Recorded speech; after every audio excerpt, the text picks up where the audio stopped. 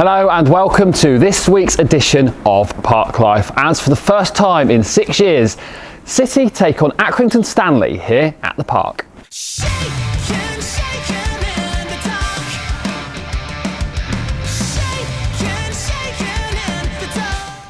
Coming up this week, Archie Collins is on press duty. We find out a little bit more about our opponents, and there's details for the first time of season tickets for the next campaign. But we start with highlights from our last match, which was a trip to Cheltenham last weekend. Visitors. Here they come again. Clever ball. And a foul inside the area. Yes, says the referee. Anthony Backhouse. Sam Nobby has a chance to put Exeter ahead. Saved!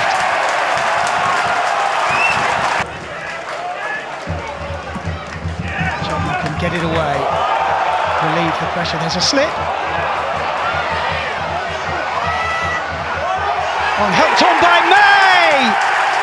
Aidan Keener with his first goal for the club.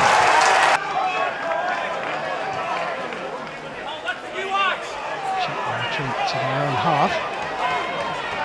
Mitchell have a run at them. It's a good looking cross and a good looking header. Joshua Key with the equaliser. Inviting cross from Dimitri Mitchell. It's an outswing. Oh, crafty header. Caleb Taylor placed it to perfection. Sweeney. May is on his bike here. The flag stays down. Alfie May to make it 3-1. 10 minutes to go. And Alfie May. Okay, I know what you're thinking. Accrington Stanley, who are they? Well, I'll tell you. Accrington are, of course, that club made famous by that 1989 advert by the Milk Marketing Board to get more kids to drink some of the white stuff.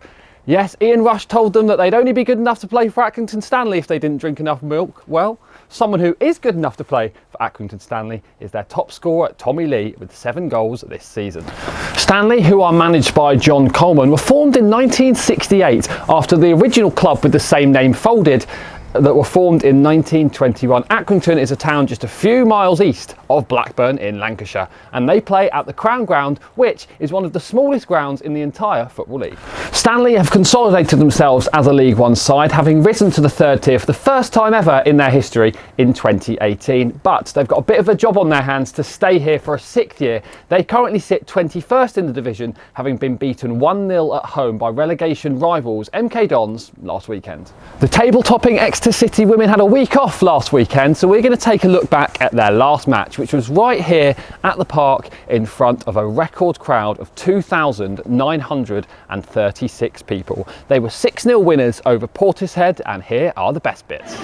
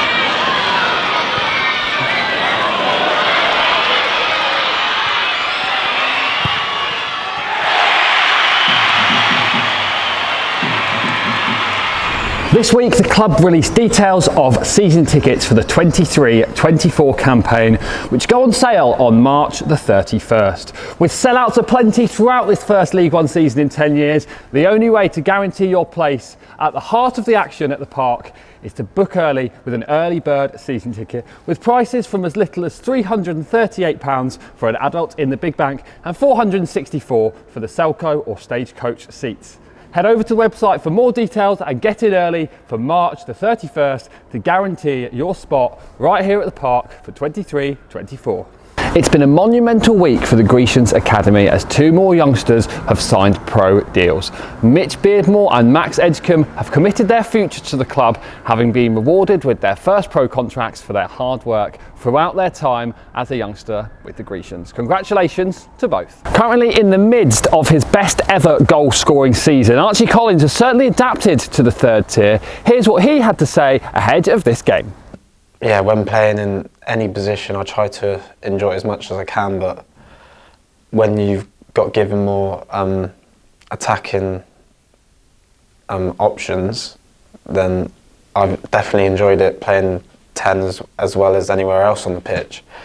And for me, it's been, yeah, I've enjoyed it, and I just want to enjoy because it is difficult when you're like playing week in, week out to keep grinding up performances, keep staying on top of things, because there is a lot of pressure that comes with it.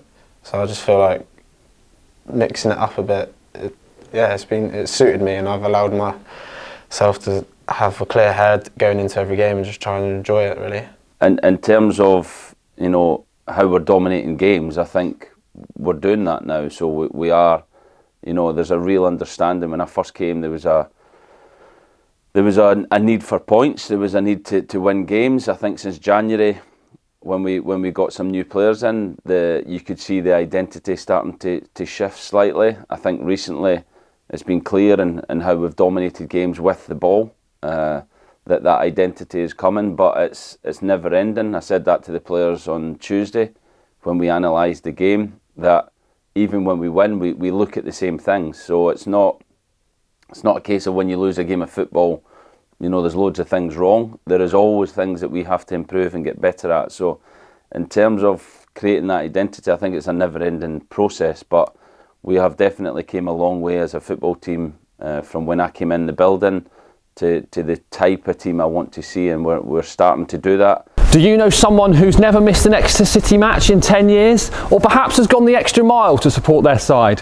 Or do you know someone whose life has been changed simply by supporting the Grecians? Well, now is your opportunity to vote for them and nominate them for the Exeter City Supporter of the Year 22-23. Last year's winner, Julie Thorne, has handed over the baton, and the nominations are now open via the Exeter City Supporters Club, with the winner being given their prize at our end of season awards evening. All the details on how to nominate your Supporter of the Year can be found over on the club website. While what happens on the pitch is of course a huge part of the day out, there's also plenty of things going on around the ground which makes it a great family outing. Here is a little bit of what you might see on a match day.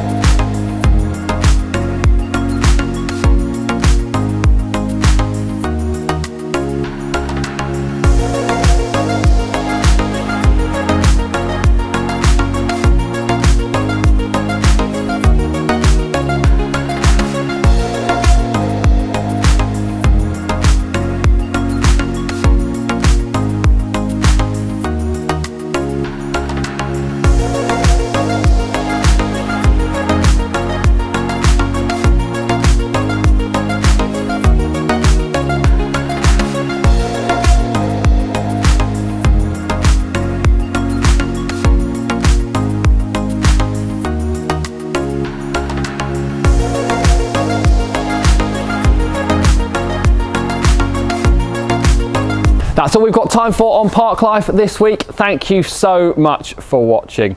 Of course, the best place to be on Saturday is right here in the park supporting the boys. But if you can't be with us, as it's international weekend, for just £10 you can pick up a match pass and watch the game on iFollow, whether you are in the UK or overseas. Tickets for the match are on sale right up until kick-off, but we're anticipating another home sellout, so get in quick to guarantee your spot. We'll of course have coverage of the game over on our social media channels. That's Twitter, that's Facebook, and that's Instagram, with an interview with Gary Caldwell and one of the players after the match, hopefully speaking about 3 points. Once again, thank you so much for watching, and we've got to end it in the usual way. Up the city!